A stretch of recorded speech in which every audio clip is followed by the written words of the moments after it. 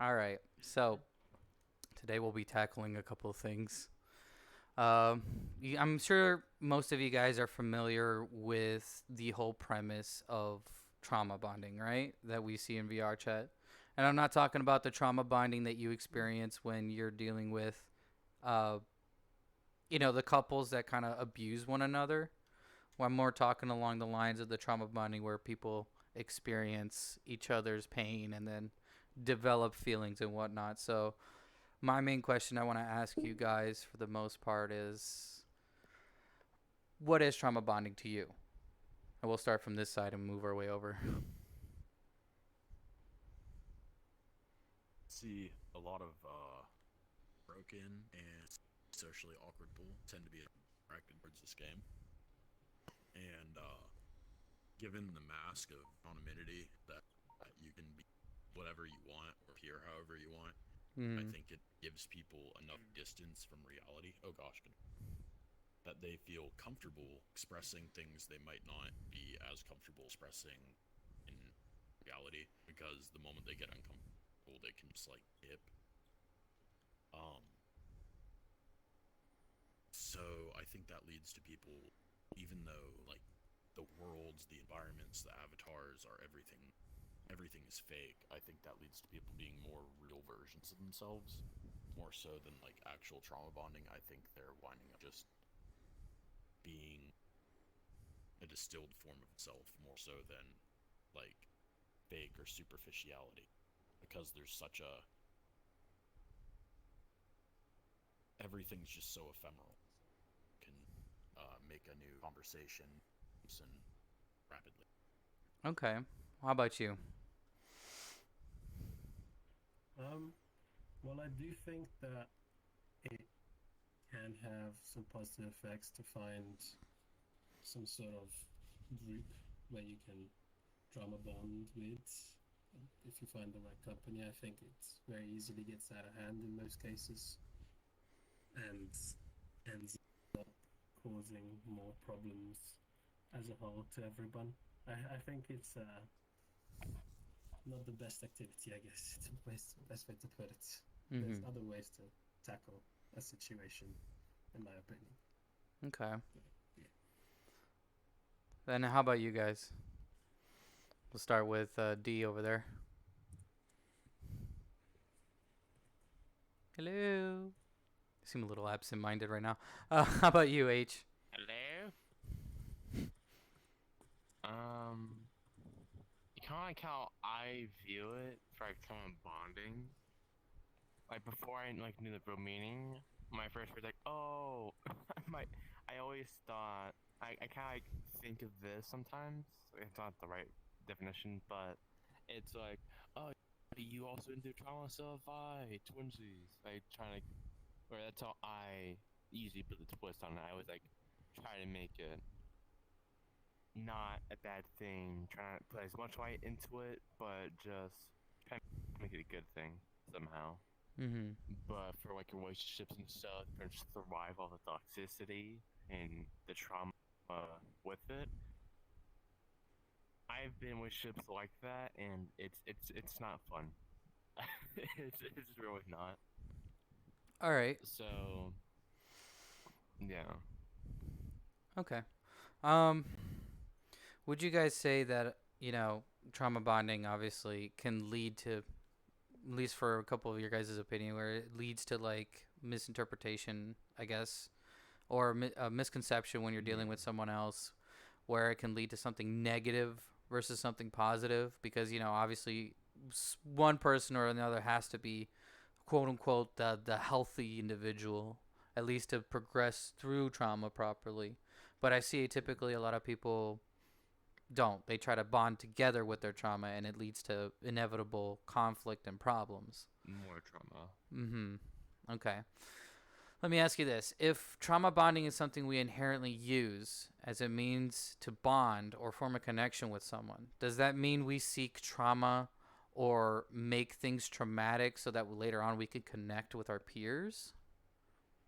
I'm going to go over here again. Uh, I on. I Oh, mean, I'm sorry. You go right ahead. I don't know. Oh, okay, thanks. I think in this day and age, a lot, based even on real life and society, people tend to get situations and make them bigger than what they are, get them out of proportion quite easily, and make them into a more severe case than what they actually are. So in VR, people tend to do that quite a lot to get sympathy from people, get friendships from them pitying you, I guess. They try and find people that will listen to them because they feel like if they don't have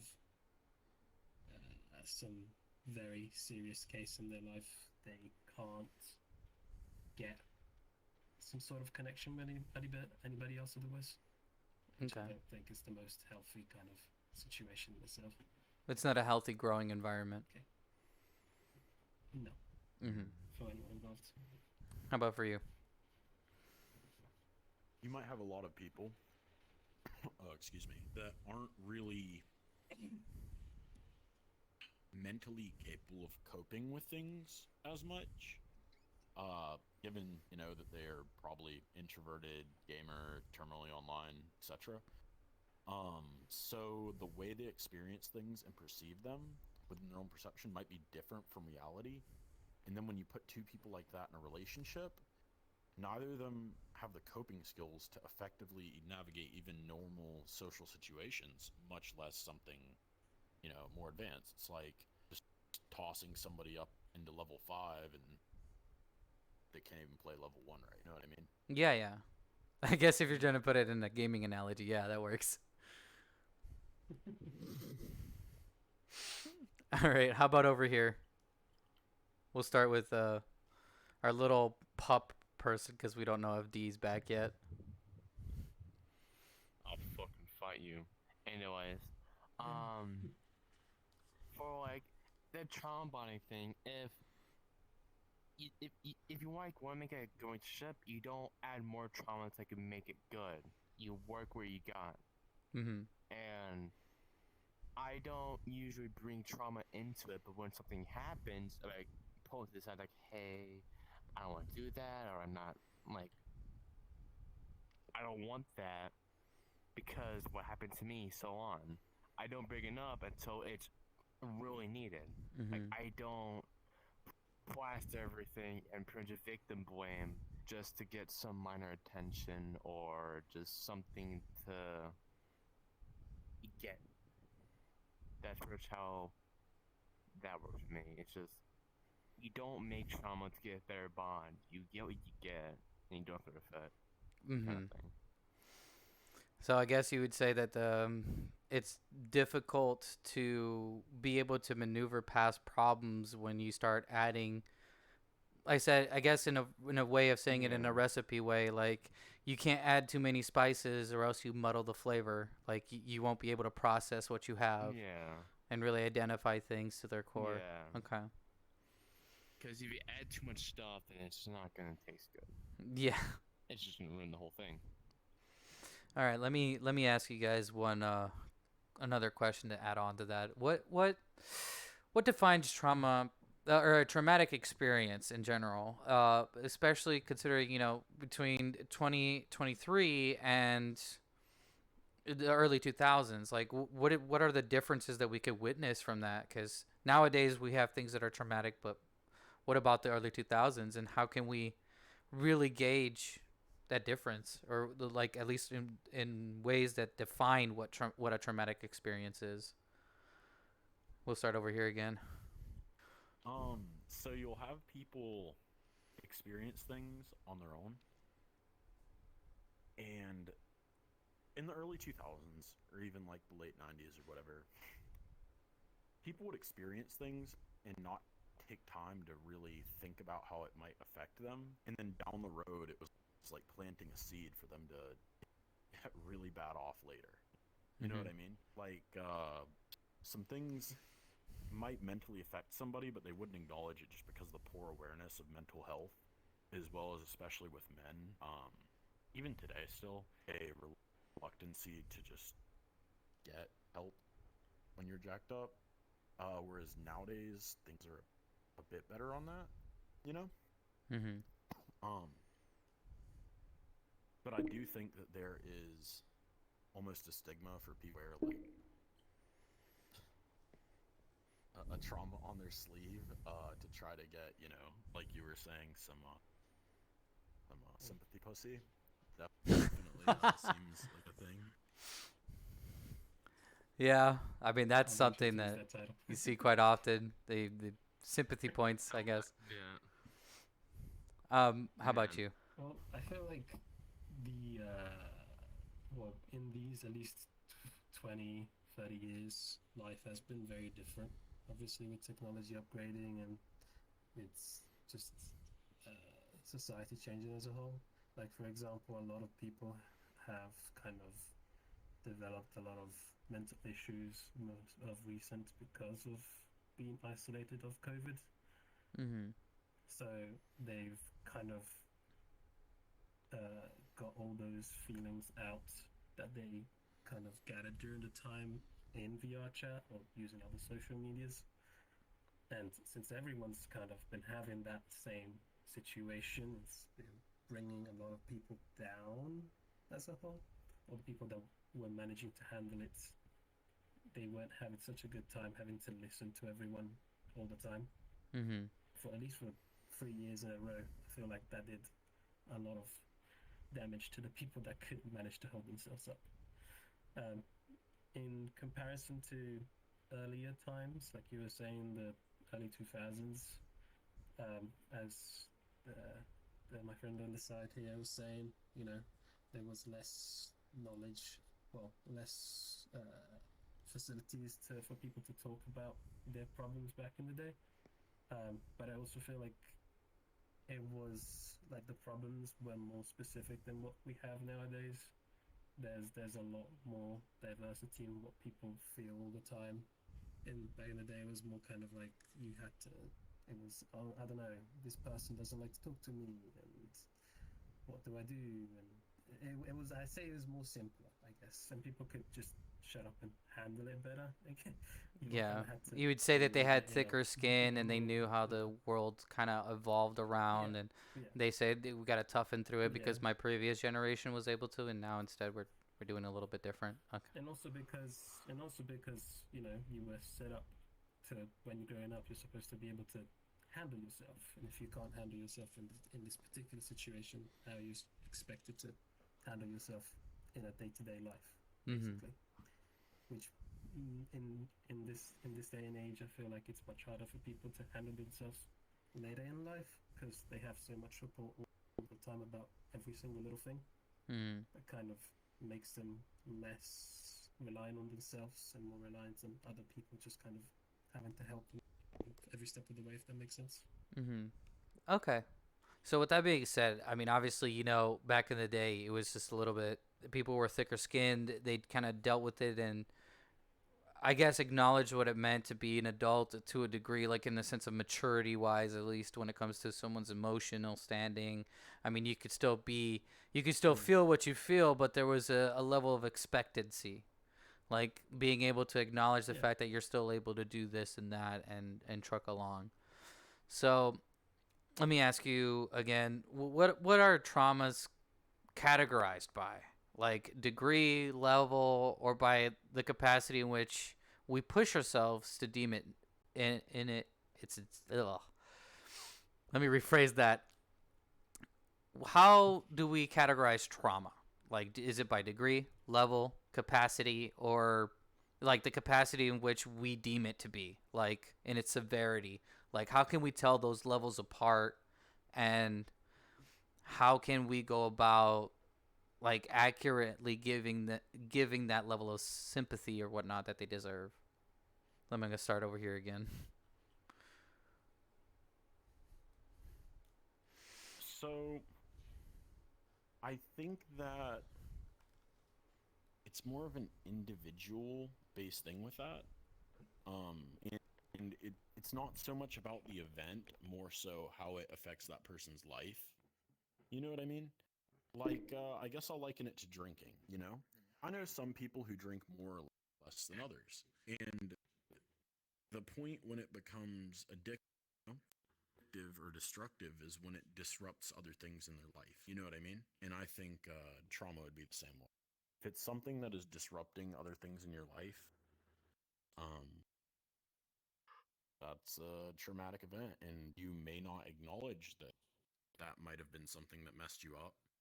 But it's like planting a seed, man. If you have traumas or something that you just haven't addressed, they're gonna feed back in and give you weird ass behaviors that are gonna jack you up down the line. Well, yeah, of course. I mean, those are traumatic events, but at some point or another, we gotta, I guess, at least in my sense, we gotta view it as something that it's something we can grow with, and instead of demonize it to cripple us, demonize it to motivate us to do better. You know? It's good for that person. That's good for like that person. But by me, you know, however they felt or however they experienced it, if it's jacking up like their ability to go to work or to go about their life, me being a bunghole to them is, you know, that's not gonna. It's not gonna be helpful at all. They're not gonna be like, wow, that guy's a real asshole to me, you know? I should be less of a bitch. Like, no, that's not how that's gonna work. No, of course, You know what I mean? Just minimizing someone's feelings.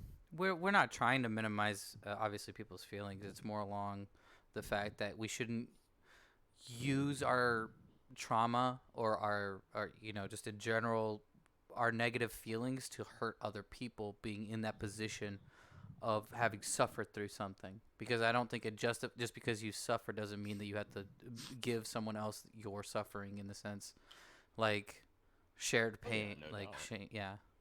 How about you, T? What are your thoughts? Is this?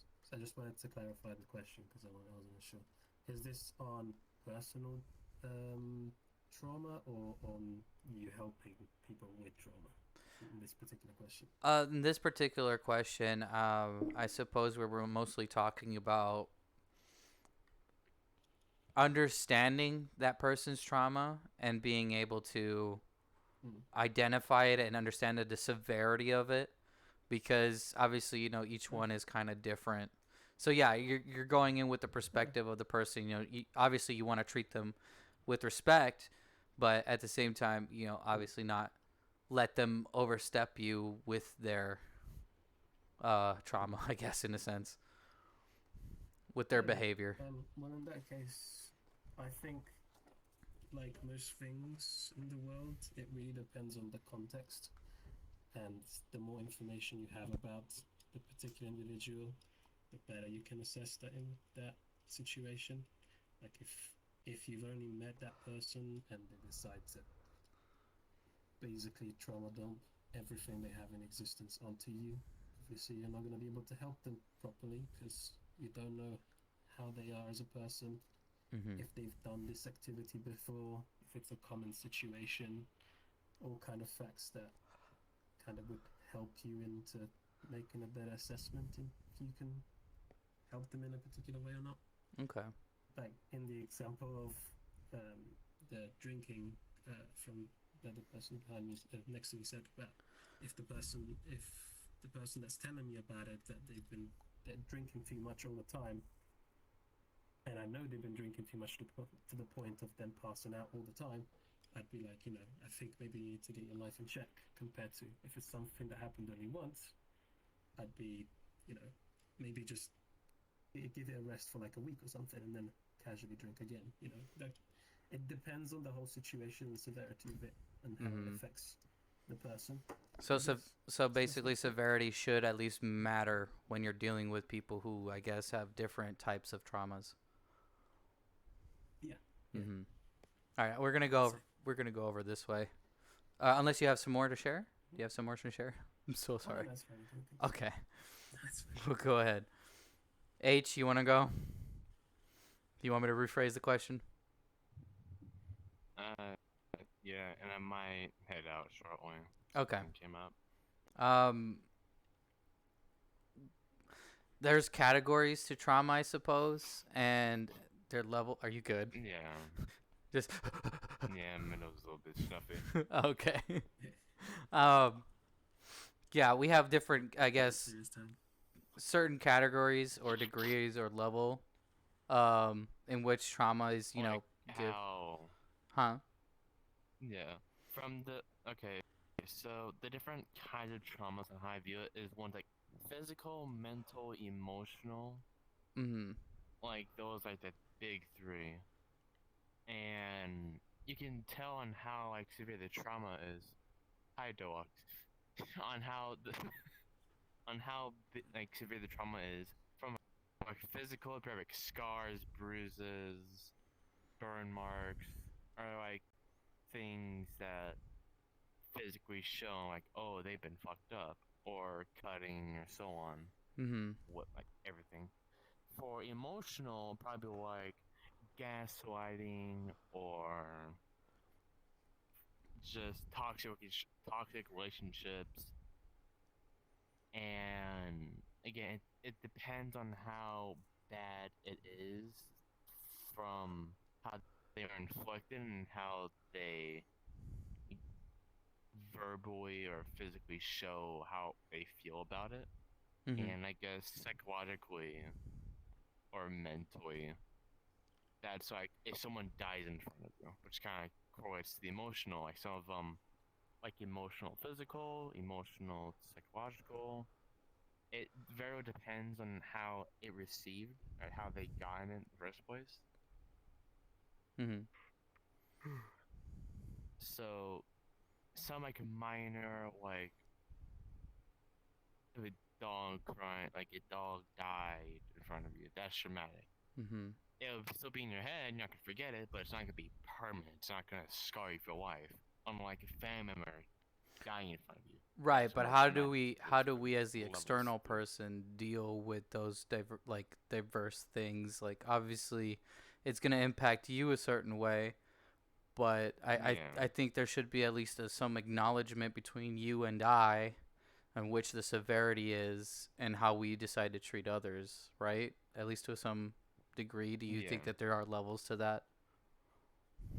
yeah. And there's some of like one of the levels on like how to like help someone with it, like if they're having a breakdown, like they're having all that stuff from such trauma, like it happened, like it spiraled up again.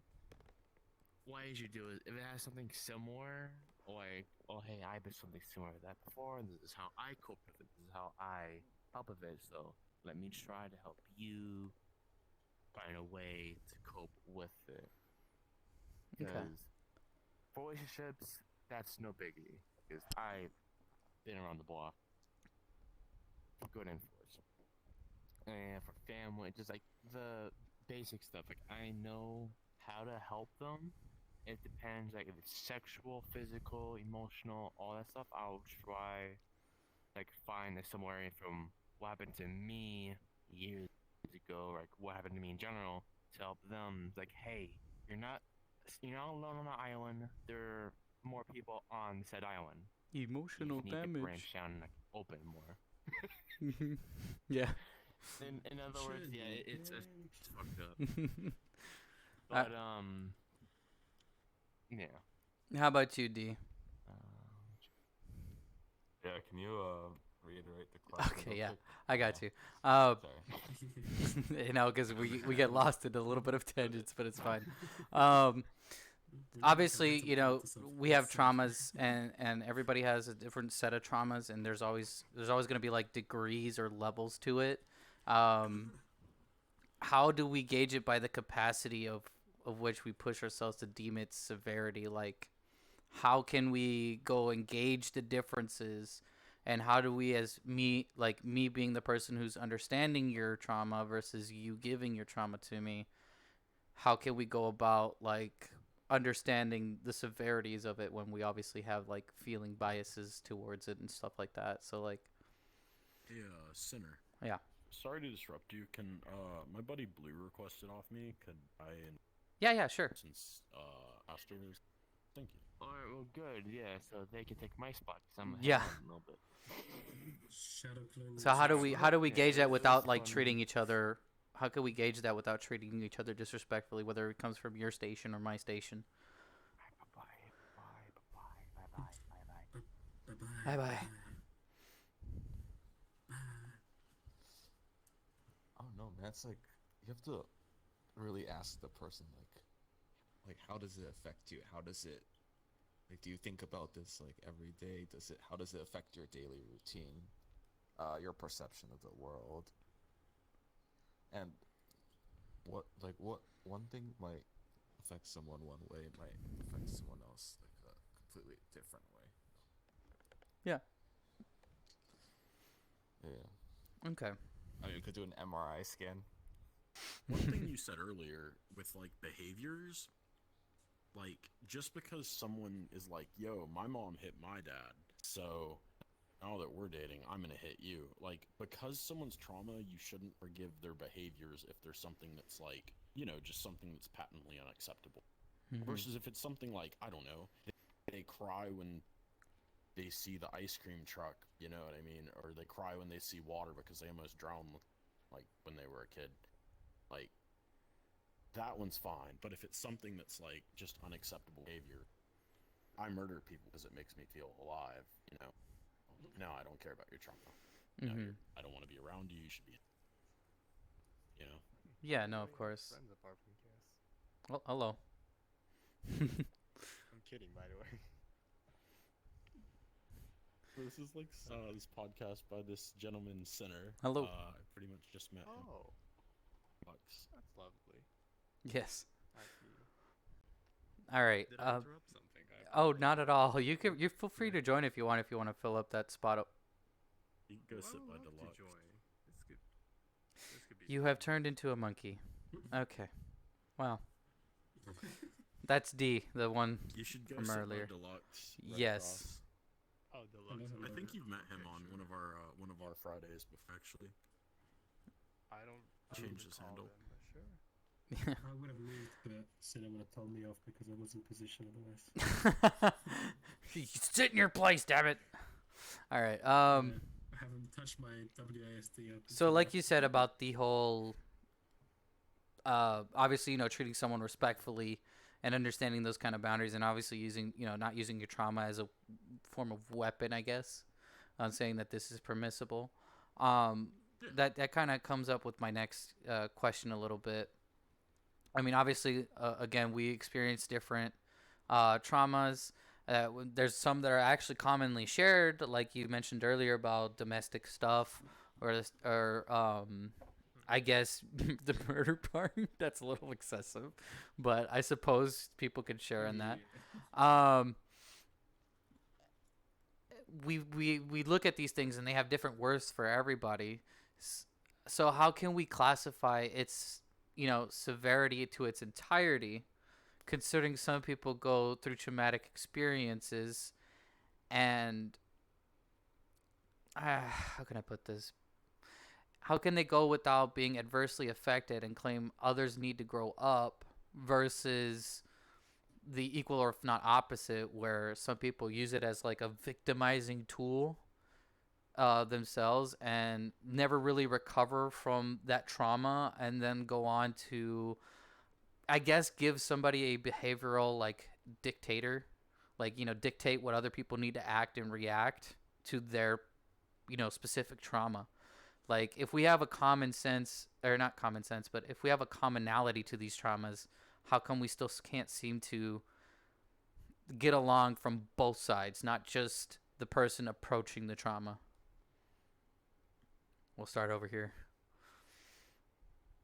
Well, I'm not like a psychiatrist, not a psychologist.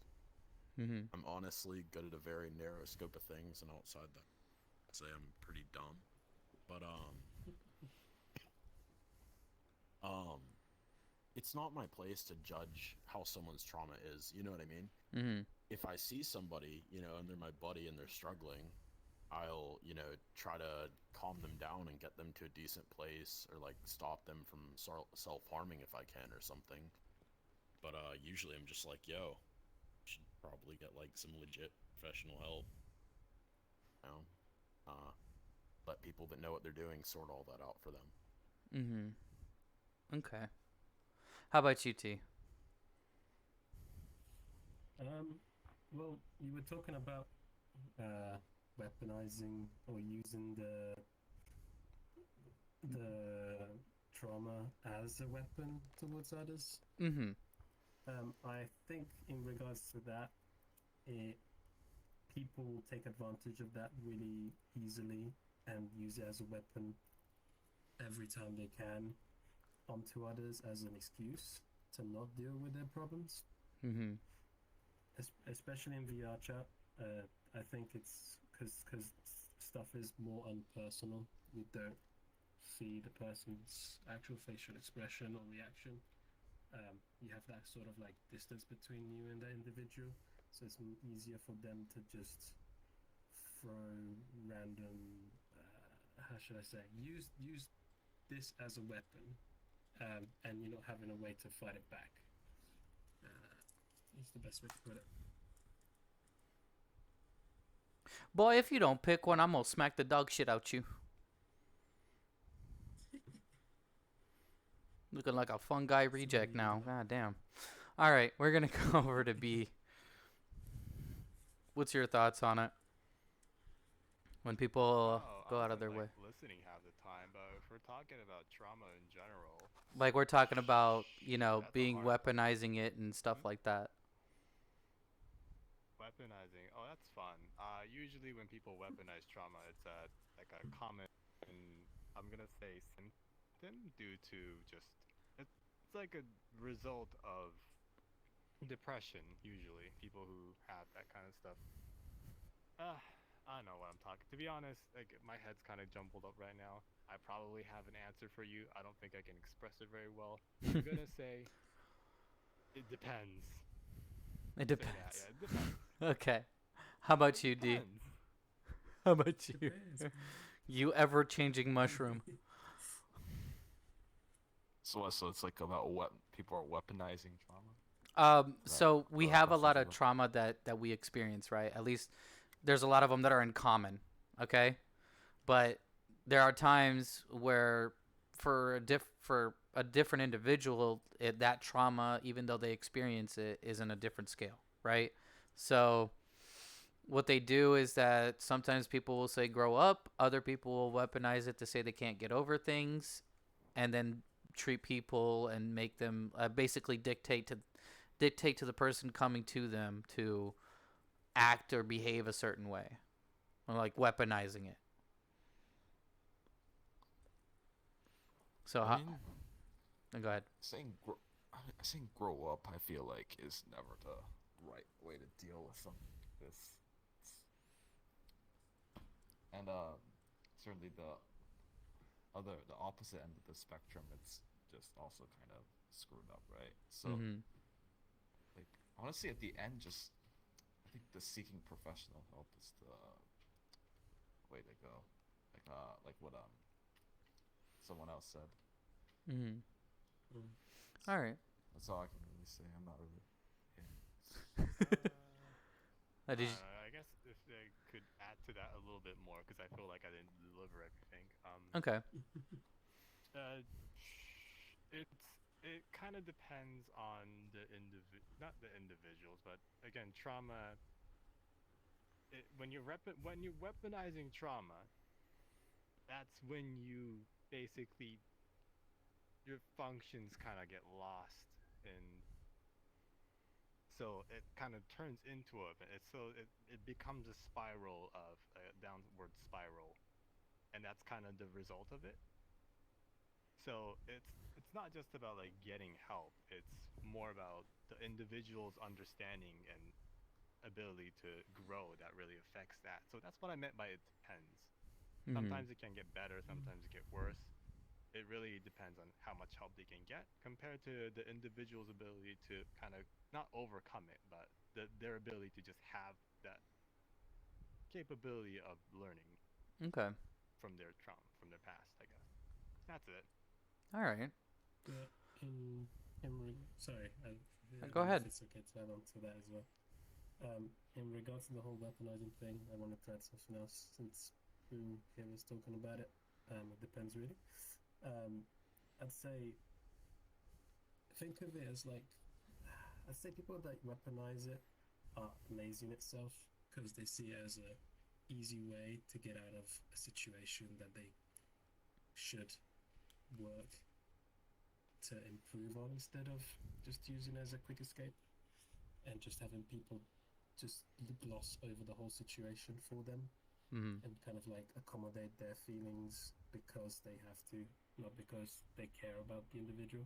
Mm.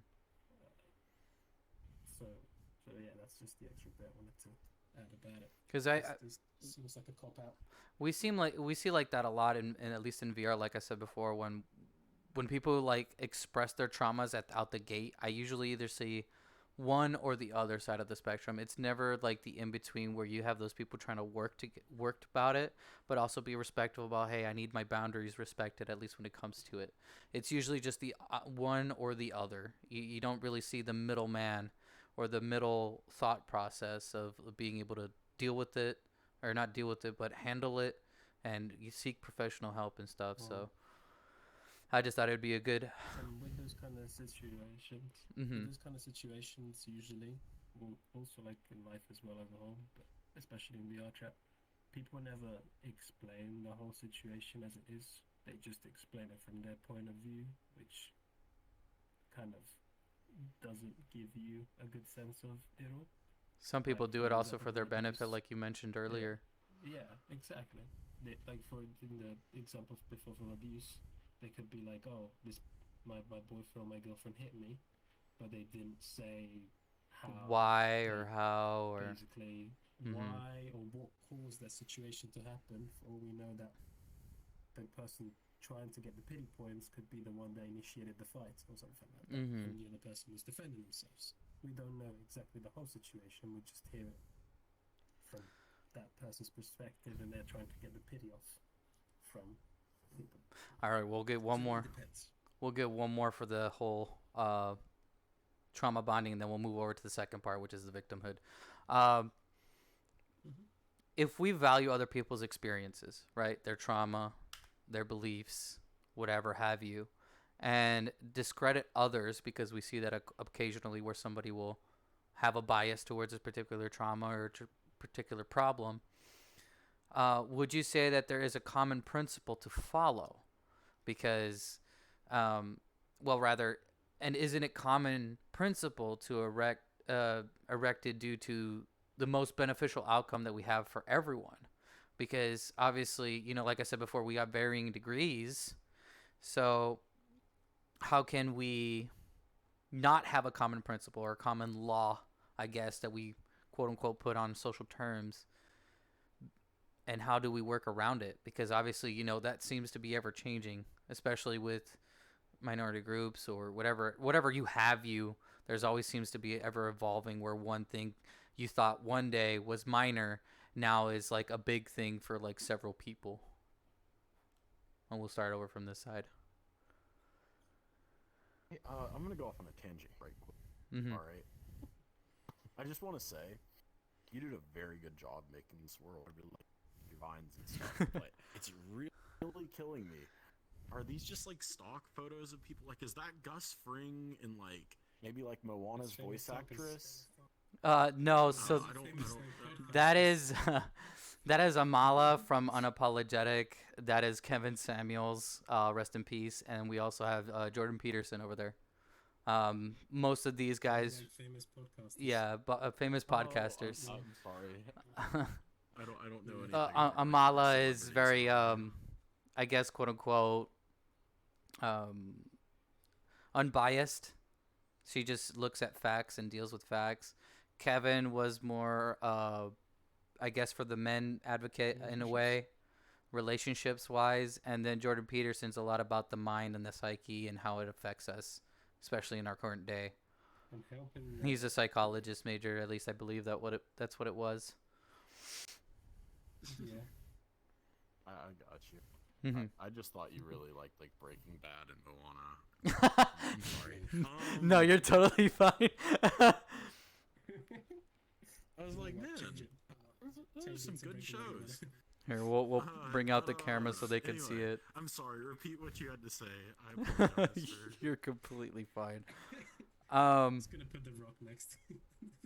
We'll put the Rock next I mean, he in really here. looks like Gus Fring. Okay, I'll go ahead and ask it one more time. My man's changing. If we value other people's experience and discredit others, right? Like the traumas and the groups and whatever you have it, okay? Would you say that there is a common principle or at least a common rule of thumb socially, right? And isn't it erected normally for the benefit of everyone and not just a particular group? Because obviously there are varying degrees to things. So, I think the big thing is, like, the big rule is, like, just don't be a dick. Mm-hmm. You know what I mean? But also know when, like, if someone's sitting here and they're complaining something and I see it as super minor, you know, that person's experience of that event is something that is objective, not subjective. You know what I mean? Within the mind. And just not being a dick is a pretty good rule to follow. And then knowing when somebody is just not good for you to be around. Like, if someone is using whatever they've got as an excuse, you know, and you've tried to be kind to them and, like, be like, yo, dude, you should probably go talk to a psychologist. Still, maybe slapping the piss out of you or something, or they make you unhappy to be around, you shut them off. Mm-hmm. You know? You don't need to, like, minimize their feelings or whatever they're experiencing. Just, you know what I mean? Yeah, because the reason why this question was really posed is because a lot of people, I guess, the sensitivities are growing so much that it's really hard to just be forthcoming with from a comedic standpoint. A lot of people seem to like rush into being, I guess, a warrior for the few versus the warrior for the many, I guess, in a sense. So it's like people seem to have this large divide that's just seemingly growing from 2020 versus how back in the day we were thick-skinned and we didn't judge humor. We judged humor for what it was. Just like humor. Do you think people might have just been like less aware of things like autism, for example? Like, obviously, autism's not like a mental illness. You know what I mean? It's more tangible. Mm-hmm. But we were less aware of autism, you know, in the 80s, 90s, and throughout the 20th century. And we wouldn't say that kid's autistic. We'd be like, dude, that kid's weird as fuck, or that kid's slow. You know what I mean? Whereas as access to mental health care got better and we... Trying to avoid it. You're changing, Sanity. You're changing. No, I'm proud of you so much. I'm so proud of you. I mean, I can pop it if you want. No, I'm kidding. I'll pop that cherry. I don't give a fuck. But go on. But I'm saying, like, as we weren't aware of something like that. Damn it, Blue, you got me off my chain of thought. Damn it. I'm so sorry. As we were less... Oh, here we go. Back onto it. The train has derailed. So as we were less aware of, like, mental health and stuff, people would just suffer in silence when something jacked them up, and it would just get worse and worse, and they would either just be hella unhappy or depressed all the time, you know, chronically for years and years and years, and then maybe kill themselves when they're old, or just suffer in silence, you know? Mm-hmm. Domestic abuse used to be way higher back in the day. Those women wouldn't go to therapy or anything. They would just, you know, sit at home, drink until they fucking couldn't think straight anymore, and I don't know, munch on the asbestos flakes. Things weren't better back then. I mean, we were of just course, less aware of them. Of course, you know, a lot of people weren't aware Smoking about. cigarettes was good for you before the 50s. No, of course, but we have a lot of things that we are furthermore aware of now. But as I said before, when it comes to severity of things, a lot of people have used these tools, or I guess these thought strings, to manipulate other people into doing or behaving a certain way when we used to be a little bit more carefree and adaptive to growth. Now we're using these principles to, I guess, further limit ourselves as well as further depress ourselves simply on the principle of a couple of words rather than acknowledging the rest of the world out there and the rest of possibilities that we can grow towards and do and strive for. Like, a lot of people now are, quote unquote, more victimizing than they ever were before, and not because of the lack thereof of it, more so for the sake of the benefit that comes with people white knighting and so on and so forth. I'm not like a super online guy, so I'm not like aware of a lot of stuff. Mm-hmm. Honestly, I'm a pretty busy dude. Bit of a workaholic. Yeah. So I don't understand these things like white knighting and stuff, or like how not saying words is gonna hold me back. What words in your life do you think you've experienced that not being able to say has held you back or stopped you from achieving something you want to achieve? Well, that's Are what. there like some magic words to say? No, there's not magic words. yeah. There's, however, expressions that are meant in a satirical way to uplift other people by joking around which negative expressions? aspects. Huh? But you can, I mean, you can still make jokes. Like we make all kinds of jokes. Un- but, like what? Unfortunately, you what can't. are, There's like, a some whole expressions? there's a whole cancel culture that has been developed due to Yeah. these satirical jokes and ways of being, I guess, more traditional in a sense, and it has caused people to either lose their jobs for speaking out of term, or at least speaking out of term in an earshot range of somebody else who's not pertaining to the conversation. And you'll see this behavior where you have a social justice warrior, quote unquote, that'll come in, step in, and then label you an oppressor, a villain, or any of these things simply for speaking your mind. And I think that we're taking back what the whole freedom of speech is, especially when you have one person being able to speak what they want because it comes from I guess, a bias of being helping the oppressed, which in retrospect is understandably a moral good. However, that shouldn't negate the opposite side, where someone can see the negative retorts that they're bringing forth to the table. Like, there needs to be open dialogue, and it's been So- really hushed and crushed with the cancel culture, for example. Just because I don't follow a lot of, I'm not on social media, just related to my job. I don't do social, I don't share a lot. Mm-hmm. And no, if I'm distracting from your podcast, I'm really sorry. I'm just Oh, no, trying you're to good. understand. I'm 27. I'm not like a Gen Z. I don't. I'm get I'm a 28. lot of this stuff, but so Oh, like man.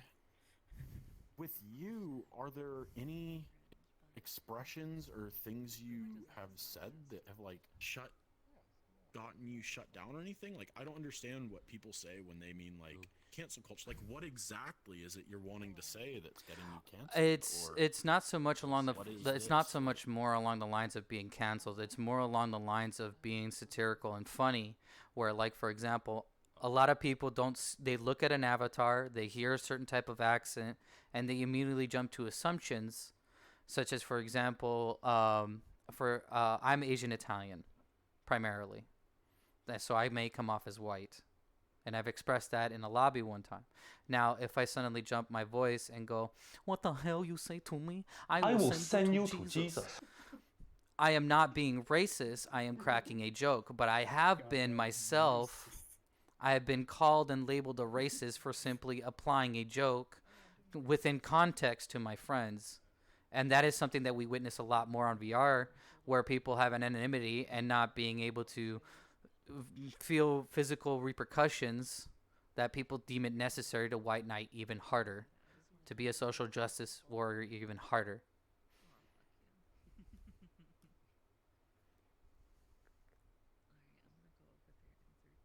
I don't really encountered that. Like in this game, I've been called the N-word a lot. I've been called the N-word a lot. That's like definitely very, very frequent. Mm-hmm. I think I've discovered. I think I've discovered I'm new races in blue. I mean, just like yeah. I think I've discovered by being called the N-word enough by 8-year-old boys that I think I may be turning black. That they must be right. You know? You're just like, oh, But cool. like, I've never been. Oh my god. I've never been chased out of a world for like Yeah, being it's racist. really- Like in my experience, when people are literally straight up racist, people just walk away from them and don't want to be around them. In my experience, what usually happens.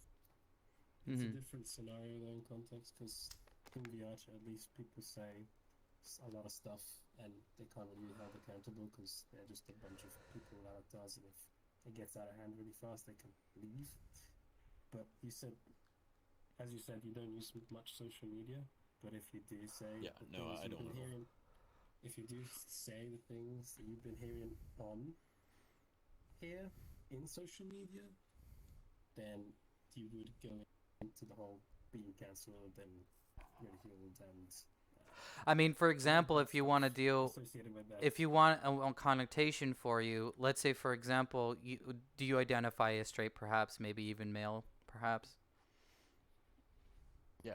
Okay, there will be an occasional moment where, let's say, someone who is of the woman persuasion might come up to you and belittle you for just being that, because that is their trauma, that is their, I guess, whatever experience that they suffered, they deem it necessary to belittle you for what you are and exist as being. And that is actually fairly common in here. You'll see it atypically in most of the public lobbies. This is why a lot of members tend to avoid public lobbies for those specific reasons, other than just the N word. If I mean, I've been around quite a few women in my life, and What a player. I've never had that happen. I've had someone, like, I don't know, a chick after a breakup maybe be like, I'm done with men, I don't even want to F with men right now, but like, that's fine, you know, I can fuck off for a little bit and they hang out if they want or not. You know what I mean? Like, it's not my impetus, like, I don't have to hang out with you, and it doesn't hurt my feelings, you know, if some person doesn't want to hang out with me or look at me, and it's like, whatever, dude, I'll go hang out with, like, anybody else, literally anybody. You know what I mean? So I guess you could say that you pretty much lucked out quite a lot from avoiding someone, like, I guess, labeling you as a quote unquote pedo or whatever else you might have you. You haven't really experienced any of those negative sides of VR I've chat never yet. been called a pedo. No. Okay, that's good. Keep it that way. You really want to avoid stuff like that. There's plenty of people on here who suffer with those labels all day. However, we went and got lost in a tangent with you. How about you, Try? What do you I'm feel sorry, about my it? dude. And the question was like 20 minutes ago, bro. I'm gonna be honest. Okay, I we'll, forgot about it too. we'll go ahead and repeat it one last time. If we value other Yeah, people's we always talk about- experiences and discredit others, would you say there's a common principle to follow? Like, Oh. for example, it's common principle. Like, common principles are usually erected for the benefit of everyone, not just a specific individual. So, how would you know? I guess I'm wording right now. I got lost in your tangent. I'm so fucking clocked out. I'm sorry, I just don't understand a lot of these things, so.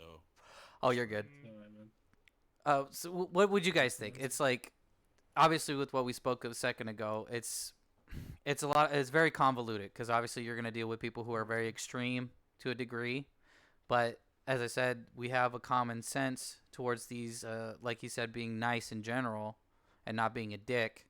What do you guys experience in VR, and how do you believe is a good method of approach when it comes to dealing with people?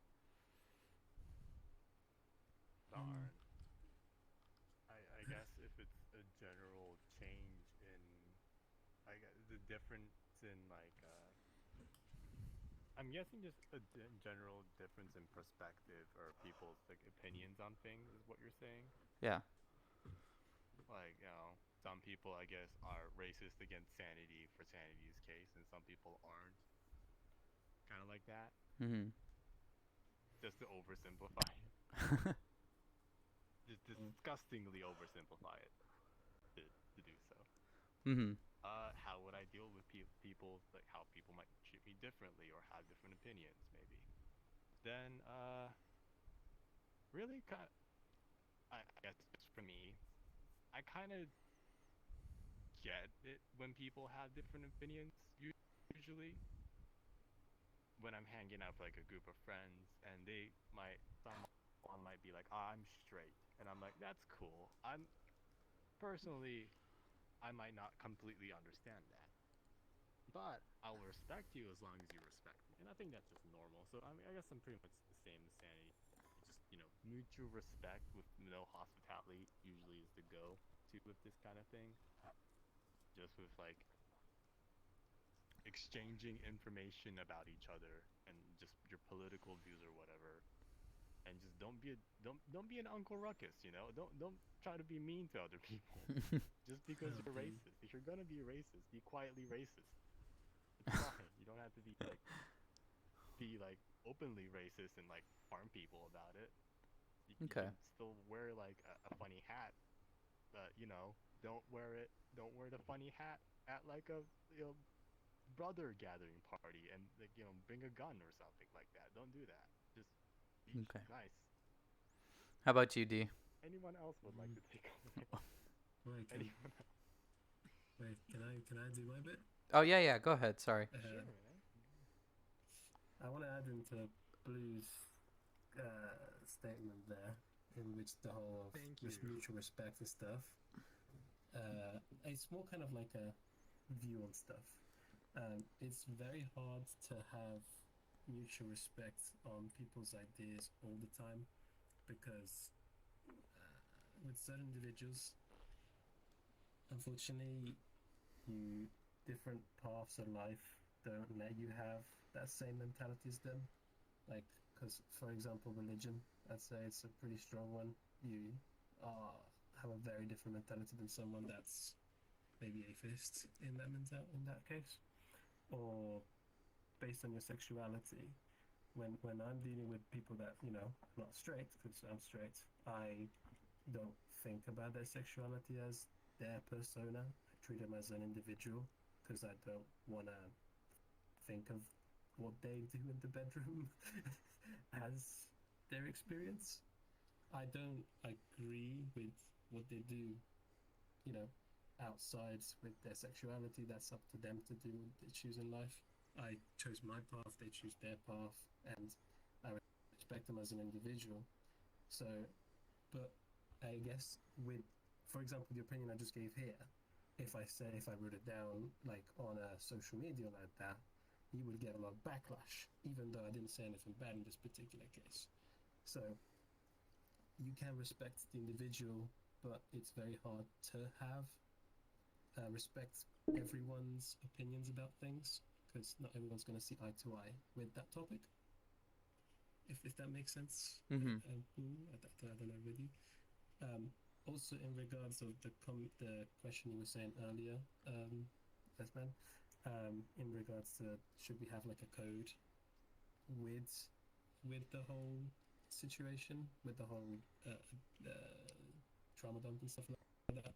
I think it's very hard to have some sort of code of conduct based on the events, because just like in normal laws that are used in the actual court system, people always try and find a way to abuse the system and kind of get more sympathy or win the case over. So once people know what the code is that's been implemented, they're always going to try and find a way to go around it, basically. So even if you do make a case, it's going to be hard to find a solution or to know who's in the right and who's the wrong. Mhm. It depends very on the situation. So that's what I wanted to add. All right.